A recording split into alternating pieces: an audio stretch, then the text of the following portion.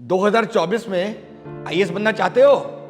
तैयारी स्टार्ट कर दी है, लेकिन पहले ये तो बताओ कि आप यूपीएससी वर्दी हो भी कि नहीं। प्रिपरेशन सही डायरेक्शन में चल रही है कि नहीं चल रही है, ये कैसे पता लगेगा? भाई सबका तो चाचा मामा पापा आईएएस आईपीएस तो होते नहीं है। तो all India smash scholarship test for 2024 attempt करो। आपको अप टू 100% स्कॉलरशिप मिल सकती है हमारे मेंटरशिप प्रोग्राम में। लेकिन उससे भी ज्यादा बड़ी बात, रजिस्टर करते ही आपको 10,000 का माल, 10,000 का स्टडी मटेरियल, लेक्चर और इसके साथ हमारे रैंकर के साथ एक 1-to-1 सेशन जहां आप अपनी प्रॉब्लम, अपनी स्ट्रेटजी डिस्कस कर सकते हैं, ये सब मिलेगा। तो दिए हुए लिंक पे रजिस्टर करिए तुरंत। नमस्कार, मेरा नाम नीलकंठ भारद्वाज है और इस साल मैंने हरियाणा सिविल सेवा 2021 का पेपर क्वालिफाई किया है। इस एग्ज़ाम के रिज़ल्ट के बेसिस पे मुझे एईओ की सर्विस मिली है और मेरिट लिस्ट पे you can find my name on serial number 93। Through this video I am going to talk very briefly about my background, क्योंकि हालांकि एचसीएस में मेरा ये पहला अटैम्प्ट था। इस साइकिल में रहते हुए मुझे 5 साल हो गए हैं और मैं थोड़ा ब्रीफली बात करूंगा कि मैंने क्या क्या चीज़ें इस साइकिल में सीखी।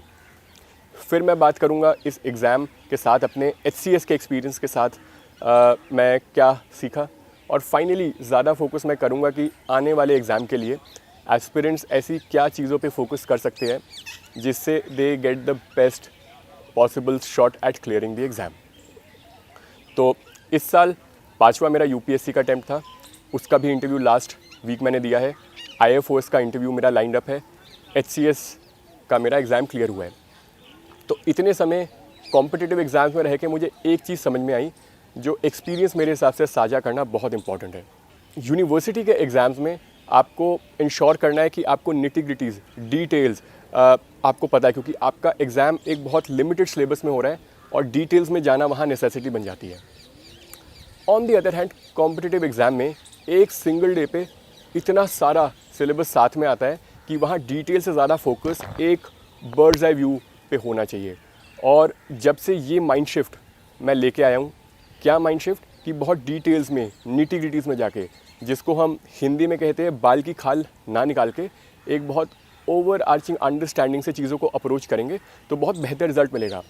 और इसका सबूत आप देख सकते हैं बहुत सारे अलग लोगों की सक्सेस स्टोरीज़ में, जिनका एकेडमिक बैकग्राउंड में भी इतना अच्छा नहीं था, लेकिन वो पहले दूसरे अटैम्प्ट में कॉम्पिटिटिव एग्ज़ाम्स क्लियर करते हैं। और इसके विपरीत बहुत सारे ऐसे लोग भी होते हैं जिनका एकेडमिक बैकग्राउंड बहुत अच्छा होता है, लेकिन शुरू में उनको कॉम्पिटिटिव एग्ज़ाम्स में इतनी सक्सेस नहीं मिलती है।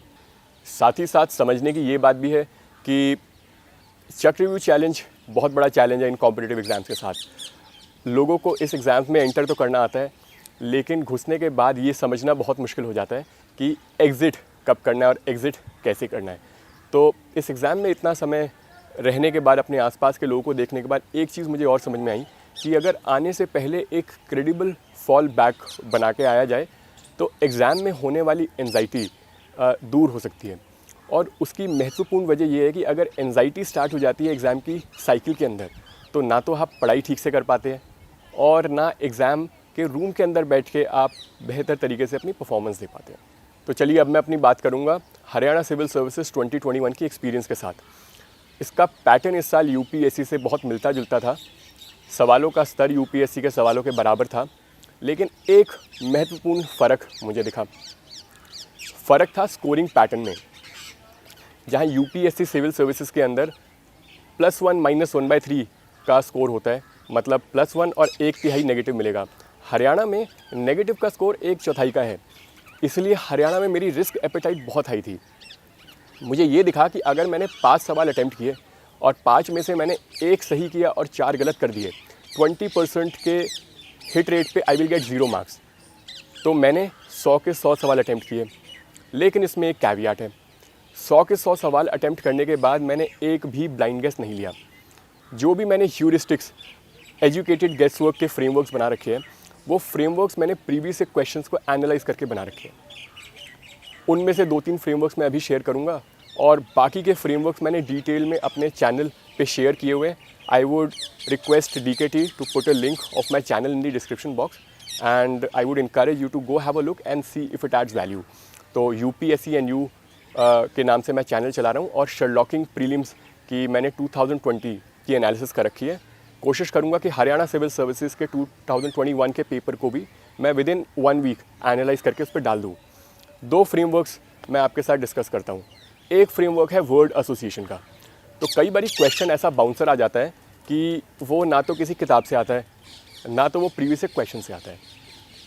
और एक टेक्निक जो काम आती है वो होती है वर्ड एसोसिएशन। कई बार क्वेश्चन में एक शब्द दिया होता है जो मिलता जुलता शब्द एक ऑप्शन में होता है, और उस शब्द को आपने अगर मिला लिया ऑप्शन के साथ तो आप सही आंसर तक पहुंच सकते हैं। फॉर एग्जांपल यूपीएससी के मुझे 2 सवाल याद आते हैं इस समय।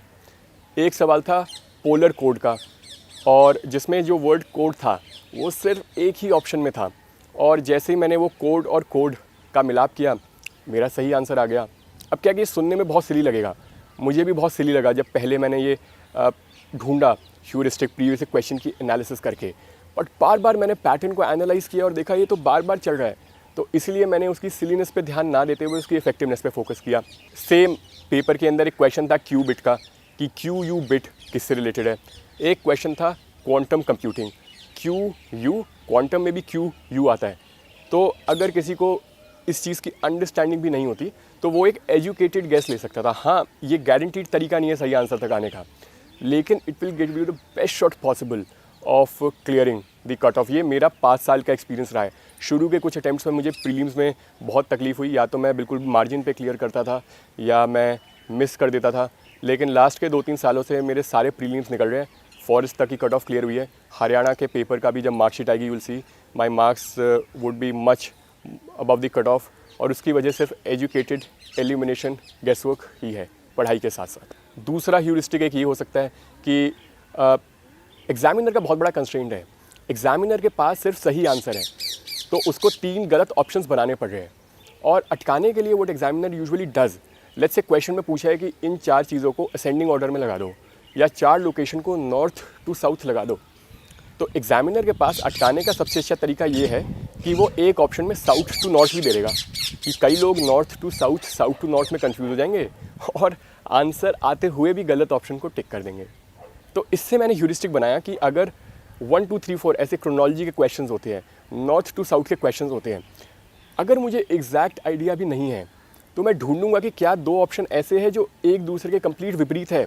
फॉर एग्जाम्पल, अगर एक ऑप्शन 1 2 3 4 है तो is there an option which is also 4 3 2 1, और अगर ऐसा है तो I will get the confidence कि यार 99% चांस आंसर इन दोनों में से ही एक है।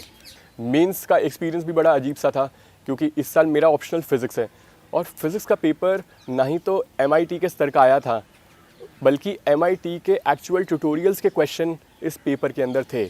और ये पेपर का सिलेबस कायदे से अंडर ग्रेजुएट पोस्ट ग्रेजुएट के बीच का होना चाहिए, लेकिन उन क्वेश्चंस का स्तर PhD के लेवल भी बियॉन्ड था। बट एक चीज़ जो मेरे काम आई वो ये समझ थी कि इस कॉम्पिटिटिव एग्ज़ाम में आपको एब्सोल्यूट स्कोर नहीं करना है, you just have to outrun your opponents. और मुझे इतनी समझ थी कि अगर बेसिक सवालों को मैं ठीक से कर लूँगा तो I will give myself the best shot. Takeaway आपके लिए बड़ा साफ सा है कि पेपर में बैठ के, चाहे वो प्रीलिम्स हो, चाहे मेंस हो और चाहे इंटरव्यू हो, अपनी परफॉर्मेंस को आपको जज नहीं करना। आपको you have to give your best and believe in your abilities, and that has worked like a charm for me in my past 2-3 attempts. अब फाइनली हम सबसे इम्पॉर्टेंट खंड पे आ जाते हैं। प्रीलिम्स के लिए अभी 2 महीने बचे हुए हैं, तो आप ऐसा क्या कर सकते हैं और क्या चीज़ें इंश्योर कर सकते हैं to give yourself the best shot possible. तो मैं सबसे पहले बहुत ब्रीफली बेसिक सोर्सेज पे बात करूँगा। हालांकि सब लोगों को बेसिक सोर्स के बारे में पता होता है, लेकिन मैं आपको बिल्कुल एक मिनिमम बुक लिस्ट दे देता हूँ जो मस्ट हुए, और उसके अलावा अपने 5 साल का एक्सपीरियंस मैं आपके साथ साझा करता हूँ कि उन बेसिक सोर्सेज को करने के बाद क्या तरीका हो सकता है जो आपको एक बेस्ट शॉट एग्ज़ाम क्लियर करने का दिलाए। इन बेसिक सोर्सेज को करते हुए आपको इन चीज़ों का ध्यान रखना है कि आप इन सोर्सेज में गैप्स ना छोड़ें। अगर आपकी पकड़ बेसिक सोर्सेज पे कमज़ोर होगी तो आपको अपने कॉम्पिटिटर्स के कंपैरिजन में 4 से 5 सवालों का नुकसान होगा, और उसको गैप को फिल करना बाद में थोड़ा मुश्किल हो जाएगा। तो rather than going for very exhaustive current affairs source, कोई पेरिफेरल इन्फॉर्मेशन की बुक निकाल देना, कोई गूगल करना, उसको करने से पहले आपको इंश्योर करना है कि बेसिक किताबें आप ठीक से कर लें। क्या है वो बेसिक किताबें? पॉलिटी की लक्ष्मीकांत, मॉडर्न इंडियन हिस्ट्री की स्पेक्ट्रम। हालांकि बहुत लोग अब कहते हैं कि स्पेक्ट्रम से हिट रेट अच्छा नहीं है, बट मेरा एक्सपीरियंस थोड़ा डिफरेंट रहा है। अभी भी आज के टाइम भी, चाहे वो यूपीएससी का पेपर हो, चाहे वो एचसीएस का पेपर हो, चाहे वो यूपीपीसीएस का पेपर हो, स्पेक्ट्रम का बेस्ट हिट रेट है, क्योंकि उसमें बिल्कुल कंसाइज इन्फॉर्मेशन है। और मे बी कई बारी आप डायरेक्ट क्वेश्चन को हिट नहीं कर सकते, बट इतनी इन्फॉर्मेशन अब भी स्पेक्ट्रम से मिलती है कि आप 2 ऑप्शन तो एलिमिनेट कर पाओ। और किसी और सोर्स पे जाना मेरे हिसाब से इस टाइम पे कॉस्ट बेनिफिट के उस कर्व पे फिट नहीं बैठता है। मिडीवियल और एंशिएंट के लिए मैं बिल्कुल एग्जॉस्टिव सोर्स नहीं बताता हूँ, सिर्फ 11th क्लास की तमिलनाडु की एनसीईआरटी आपको करनी है। और इसके साथ एक ल्यूसेंट की बुक आती है जो कि सारे के सारे ट्रिविया और फैक्ट्स को एक जगह कंपाइल करती है। इनिशियली आई वॉज वेरी डोगमेटिक, क्योंकि मुझे लगा कि ल्यूसेंट जो है सिविल सर्विसेज जैसे एग्ज़ाम में क्या ही कारगर होगी, बट मुझे एक्सपीरियंस से देखा कि ल्यूसेंट में जो एनसीईआरटीज़ में अलग अलग पेजेस पे चीज़ें स्कैटर्ड दी हुई है, ल्यूसेंट में आपको सारी चीज़ें एक साथ कुछ पेजेस में टेबुलर फॉर्मेट पे जो कि याद करने में बहुत आसानी मिल जाती है। तो मैं स्ट्रांगली इनकरेज करता हूँ कि आप ल्यूसेंट को ज़रूर खरीदें और ल्यूसेंट से आप एटलीस्ट एंशिएंट और मिडीवियल हिस्ट्री को कवर करें। फॉर इंस्टेंस अशोका के इंस्क्रिप्शंस के बारे में अच्छी इन्फॉर्मेशन वहाँ मिलेगी आपको मॉडर्न इंडिया की ऑर्गेनाइजेशंस के बारे में अच्छी इन्फॉर्मेशन वहाँ मिलेंगी आपको। तो बहुत सारा ट्रिविया, आपको जितना भी ट्रिविया फिट बैठने वाला है आपको वहाँ मिल जाएगा। मिडीवियल ट्रैवलर्स की इन्फॉर्मेशन ल्यूसेंट में अवेलेबल थी। तो rather than going for multiple sources, सिर्फ तमिलनाडु 11th पोर्ट की बुक एंशिएंट मिडीवियल के लिए और कॉम्प्लीमेंट इट विद ल्यूसेंट, इसके अलावा कॉस्ट बेनिफिट नहीं है, बिल्कुल भी नहीं है। इसके अलावा एनवायरनमेंट के लिए मेरा सोचना थोड़ा अलग है। लोग शंकर रेकमेंड करते हैं, मैंने भी शंकर पढ़ी इनिशियल अटैम्प्ट्स में, और फिर मैंने फॉरेस्ट्री का एग्ज़ाम दिया। फॉरेस्ट्री का एग्ज़ाम देने के बाद मुझे रियलाइज़ हुआ कि शंकर की किताब एनवायरनमेंट के लिए है ही नहीं, वो फॉरेस्ट्री के लिए है। और वो इतनी बल्कि किताब है कि उसका कॉस्ट बेनिफिट मेरे हिसाब से आज के समय पे बिल्कुल भी नहीं है। हो सकता है मेरी बात सुनने में अटपटी हो और हो सकता है कि आपको ये बात पसंद ना आए, तो इस बात पे तभी गौर फरमाइए अगर आपको लगे कि it can add value to preparation. Environment को करने का बेस्ट तरीका है सिर्फ पिछले 18 महीने का करंट अफेयर्स कर लीजिए बस। इसके अलावा एनवायरनमेंट को आप प्रीवियस क्वेश्चन की थीम से करिए। किसी बुक से एनवायरनमेंट पढ़ने का आज के टाइम पे मुझे कॉस्ट बेनिफिट नहीं लगता है। साइंस एंड टेक के लिए भी एग्जैक्टली मेरा यही ओपिनियन है। कोई किताब नहीं पढ़नी साइंस एंड टेक के लिए। अगर आप आर्ट्स या कॉमर्स बैकग्राउंड से भी आते हैं तब भी साइंस की मोटी मोटी किताब एनसीईआरटी पढ़ने से कोई कॉस्ट बेनिफिट नहीं मिलेगा आज के टाइम पे। कॉस्ट बेनिफिट बेस्ट वही है, प्रीवियस क्वेश्चन के थीम्स को थोड़ा सर्च कर लीजिए और साथ में 18 महीने का करंट अफेयर्स कर लीजिए। और करंट अफेयर्स पे भी जो फोकस है एनवायरनमेंट और साइंस एंड टेक पे ही रखिए। इसके अलावा करंट का क्वेश्चन बहुत अनलाइकली है मीट होना। बाकी क्वेश्चन या तो बेसिक सोर्स से हो जाते हैं या कॉमन सेंस से हो जाते हैं। वैसे in my friend circle I get a lot of pushback इस थॉट प्रोसेस के लिए, बट मेरे लिए it has eased my nerves. मैं बहुत समय लगाता ही नहीं हूँ करंट अफेयर्स की कंपाइलेशन पे, और जब से मैंने ये करना शुरू किया मेरा स्कोर सरप्राइजिंगली बहुत इंक्रीज़ हो गया है, क्योंकि मेरा फोकस प्रीवियस क्वेश्चंस पे ज़्यादा है, समझने पे ज़्यादा है। Finally most important thing, wild life sanctuary, national park, wetlands, world heritage sites का एक ऊपरी आइडिया होना चाहिए। बहुत डिटेल के आइडिया की नीड नहीं है। आई वुड रीआइटरेट जो फ़र्क मैंने एकेडमिक एग्ज़ाम्स और कॉम्पिटिटिव एग्ज़ाम्स के बीच का बताया है, उस चीज़ का रेजोल्यूशन आपको बहुत ध्यान से समझना पड़ेगा। तो वेटलैंड्स और जो बड़े रिसेंटली इंडक्टेड वेटलैंड्स है, बहुत recently inducted wild life centuries है, रिसेंटली इंडक्टेड नेशनल पार्क्स है, उनके ऊपर स्पेशल एम्फेसिस आपको रखना पड़ेगा। ब्रॉड लोकेशंस आपको रखनी पड़ेगी। और कॉमन सेंस से आप ये समझिए कि जो चीज़ आप कॉमन सेंस से कर सकते हो उसको रिवाइज मत करिए। फॉर एग्जाम्पल, कोई नाम अगर आपको हिंदी बेल्ट का दिखता है तो 90% चांस है कि उसकी लोकेशन हिंदी बेल्ट की होगी। अब टडोबा अंधरी पार्क है, अब वो सुनने से ही नाम थोड़ा मराठी नाम लगता है तो मैं उसको याद नहीं करूँगा कि वो महाराष्ट्र में है। On the other hand wetlands में एक रुद्र सागर लेक है, अब नाम तो इसका हिंदी है लेकिन है ये त्रिपुरा में, तो कॉमन सेंस से ये थोड़ा अजीब लगता है सुनने में कि रुद्र सागर लेक जो है त्रिपुरा में होगी। तो इन स्पेसिफिक चीज़ों को मैंने मेमोराइज़ किया है जो कि कॉमन सेंस के पैराडाइम पे फिट नहीं बैठती। इससे मुझे क्या फ़ायदा हुआ है, मैंने सारे के सारे जितने भी 52-54 नेशनल पार्क है नहीं याद किए हुए, 120, 140, 500 के करीब I think wild life sanctuary है मैंने याद नहीं कर रखी। आई थिंक नेशनल पार्क 102, 103 है, बट मैंने याद सिर्फ वो 10-12 किए हुए जो कॉमन सेंस से मैं एग्ज़ाम में नहीं कर सकता हूँ। और this has made a lot of difference in my life. तो वो भी मैं स्ट्रांगली इंकरेज करूँगा, ट्राई करो, मेमोरी को कम से कम बर्डन करो, दिमाग चलाने पे ज़्यादा फोकस करो, और मेमोरी का काम वही करो जो कॉमन सेंस से नहीं हो सकता है। और फाइनली समझने की बात ये भी है कि आजकल CSAT has been a dream killer. कई सारे लोग GS के पेपर में अच्छा परफॉर्म करने के बाद भी CSAT की वजह से पीछे रुक जाते हैं। पर्सनली मैंने हमेशा CSAT में 140-150 स्कोर किया है, और हरियाणा के एग्ज़ाम में तो और भी ज़्यादा स्कोर किया होगा। मार्कशीट आएगी तो I will share, that will give you no a better credibility to my argument. और उसका तरीका बड़ा साफ़ है, मैं सिर्फ पिछले 3 साल के पेपर करके जाता हूँ और कॉमन सेंसिकली चीज़ों को अप्रोच करता हूँ। तो क्वांट के सवालों पे मैं डोगमेटिक नहीं हूँ कि मुझे सवाल सलीके तरीके से ही सॉल्व करना है। मुझे पता है कि ऑब्जेक्टिव पेपर है, 4 ऑप्शन है, मुझे आंसर निकालना है। नोबडी केयर्स मैं आंसर पे कैसे आया हूँ, आंसर निकालना इंपॉर्टेंट है। तो बहुत डिफ़िकल्ट सवाल होते हैं कई सारे, लेकिन कई बार आप देखेंगे कि आप ऑप्शंस की बैक सब्स्टिट्यूशन कर देंगे तो अपने आप आंसर मिल जाता है। एक कॉम्प्लिकेटेड फार्मूला दिया होगा और कॉम्प्लिकेटेड फार्मूला वो पूछेगा कौन सा फार्मूला सही है, 4 ऑप्शन दिए होंगे, 4 वैल्यूज़ दी होगी, आप वैल्यूज़ को बैक सब्स्टिट्यूट कर दो फार्मूले में, एक ऑप्शन से आंसर आ जाएगा, टिक करो, आगे बढ़ो। Rather than understanding the real process, उसका कोई कॉस्ट बेनिफिट नहीं है। कॉम्प्रीहेंशन में भी ऐसा ही सिंपल तरीका है कि कॉम्प्रीहेंशन इवन तो वो पैसेज पढ़ के आंसर निकालना होता है, बट समझने की बात ये भी है कि वो पैसेज किसी आर्टिकल से उठाते हैं न्यूज़पेपर के, और उसमें भी कोई वो नॉन कॉमन सेंसिकल बात नहीं करेगा। तो कॉमन सेंस की वो डिक्टम कॉम्प्रीहेंशन में भी चलते हैं। और इसका भी अगर आपको एक इलस्ट्रेशन देखनी है तो वो मैंने अपने चैनल पे शेयर की हुई है। CSAT का 2021 का पेपर मैंने कॉम्प्रीहेंशन का सॉल्व किया हुआ है। I would encourage go have a look and see if you reconcile with what I am trying to say through this platform. Finally in सब बेसिक किताबों को करने के बाद और इन सारी बेसिक चीज़ों का ध्यान रखने के बाद बात आती है कि टेस्ट सीरीज़ प्रीलिम्स के लिए कैसे यूज़ की जाए। तो अगर ये आपका पहला या दूसरा अटैम्प्ट है तो मैं इनकरेज करता हूँ कि सेक्शनल टेस्ट सीरीज़ को पढ़िए, सेक्शनल टेस्ट सीरीज़ को सॉल्व कीजिए, और सेक्शनल टेस्ट सीरीज़ में अपने स्कोर को दिल से लगाइए कि अगर सेक्शनल टेस्ट सीरीज़ में बड़ा छोटा सिलेबस आ रहा है, अगर आपकी सब्जेक्ट पे प्रखरता है तो आपका लगभग 120 से ऊपर का स्कोर आना चाहिए। अगर सेक्शनल सीरीज़ में 120 से कम का स्कोर है, आगे मत बढ़िए, go back to your source, उसे रिवाइज़ कीजिए, देन कम बैक। इसमें कोई दोराहे नहीं है, इसमें you will have to be ruthless sectional test series में।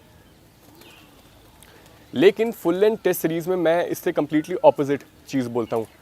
आजकल 2 सालों से, क्योंकि मैंने तो ये पूरे एग्जामिनेशन साइकिल को क्लोजली 2017 से देखा हुआ है, 17, 18, 19 में मैंने नोटिस किया था कि फुल लेंथ टेस्ट सीरीज़ का स्तर कोचिंग इंस्टीट्यूट की एक अच्छा खासा स्तर था जो कि UPSC के पैटर्न से मिलता जुलता था। लेकिन सडनली 2020, 21, 22 में स्तर मेरे पर्सनल ओपिनियन के हिसाब से इतना ख़राब हो गया है कि वो इतने रैंडम क्वेश्चंस देते हैं कि मेरे जैसे व्यक्ति के भी उसमें 70-80 नंबर से ऊपर किसते नहीं है, जबकि मैं UPSC के एक्चुअल एग्ज़ाम में 120-130 स्कोर करता हूँ। तो ये डेफिसिट देख के कॉन्फिडेंस तो किसी का भी टूट जाता है। तो इसका तरीका बड़ा साफ़ है, आपको इंश्योर करना है कि उन फुल लेंथ टेस्ट में आपका एम्फेसिस हो OMR शीट को मार्क करने में। तो OMR शीट पे आपका फोकस होना चाहिए कि OMR शीट को आप 2 घंटे में जो है फिल करें, और इंश्योर करें कि आप वहाँ मिस्टेक ना करें। फुल लेंथ टेस्ट का सिर्फ 2 आपको चीज़ पे एम्फेसिस देना है। नंबर 1, आप 2 घंटे फोकस से बैठ रहे हैं, डिस्ट्रैक्ट नहीं हो रहे हैं, और नंबर 2, OMR शीट फिल करें। मार्क्स कैलकुलेट मत कीजिए, चाहे आपके 60 आए, 80 आए, 100 आए, should not matter at all. Finally I think इस चीज़ पे मैंने बात ही कर दी है कि ज़्यादा से ज़्यादा सवाल आपको अटैम्प्ट करने हैं, ब्लाइंड गेस नहीं लेना है। आपको देखना है कि स्कोर अगर +1 -0.25 है तो ज़्यादा सवाल करके नेट पॉजिटिव आने की पॉसिबिलिटी ज़्यादा है। पढ़ाई करनी है, बेसिक सोर्सेज ठीक से करने हैं, कॉमन सेंस से उसकी एप्लीकेशन करनी है, और लास्ट में you have to leave the rest to the fate. I think अभी प्रीलिम्स जस्ट आने वाला है, तो मेंस के बारे में मैं ज़्यादा बात करना नहीं चाहूँगा इस टाइम। होपफुली एक बारी प्रीलिम्स आपका ख़त्म हो जाता है तो with DKT again I will come back, I will make a mains dedicated video जहाँ मैं डिटेल में डिस्कस करूँगा अपने मेंस के अटैम्प्ट के बारे में, और फिर हम बात करेंगे कि मेंस में कैसे बेहतर आप शॉट दे सकते हैं। तो I think now you have all the information at your disposal. I would reiterate, basic sources, common sense will take you to places. Basic sources को ठीक से करना है, रिविजन करना है, सेक्शनल सीरीज़ के मार्क्स को आपको ठीक से इंश्योर करना है कि मार्क्स का स्तर एक लेवल से ऊपर हो। फुल लेंथ टेस्ट के मार्क्स से कोई फ़र्क ही नहीं पड़ना चाहिए आपको, सिर्फ इंश्योर करना है कि फोकस से आप बैठ रहे हैं 2 घंटे, OMR शीट फिल कर रहे हैं, और फाइनली आपको अपने आप में सेल्फ बिलीव रखना है and leave the rest to fate. Competitive exams में गारंटी किसी की भी नहीं होती, you can only give yourself best shot, but अगर आपकी तैयारी का प्रोसेस ठीक है, तो क्लियर करने के चांसेस अपने आप बढ़ जाते हैं। If you have any follow up queries, अगर आपको और कोई मेरे से सवाल है तो you can leave your question in the comment section, और you can go to my Telegram channel. मैं लिंक डलवा दूंगा डिस्क्रिप्शन बॉक्स के अंदर, चैनल का लिंक भी डलवा दूंगा, या तो आप वहाँ जाके मेरे से फॉलोअप क्वेश्चंस पूछ सकते हैं या यहाँ पूछ सकते हैं। बहुत जल्दी मेंस से पहले मैं मेंस की स्ट्रैटेजी डिस्कस कर लूँगा, फिज़िक्स की स्ट्रैटेजी डिस्कस कर लूँगा, and hopefully we'll take it up from there. सभी के सभी HCS के एस्पिरेंट्स को मेरी बहुत बहुत wishes, and I know you guys are going to do great. Also, I would take this opportunity to thank the entire DKT team for giving me this opportunity. And the best thing is we're shooting at my favorite place, Lodi Gardens. So, ये सोने पे सुहागा वाली बात हो गई है. Thanks a lot, and I will see you soon. Thank you.